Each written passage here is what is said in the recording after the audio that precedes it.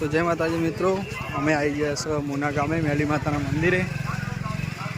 Traffic તો યાર પોચમ છે, આજે ટ્રાફિક બહુ છે। જય મેલડીમાં રાજભા તો બોલત ખરા યાર। ગાઈસ હવે આપણે તો દર્શન કરવા જવું છે, અંદર તમને દર્શન કરવા લઈ જઈએ। તમે ઓછું કરો, તમે ઓછું કરો દર્શન કરવા।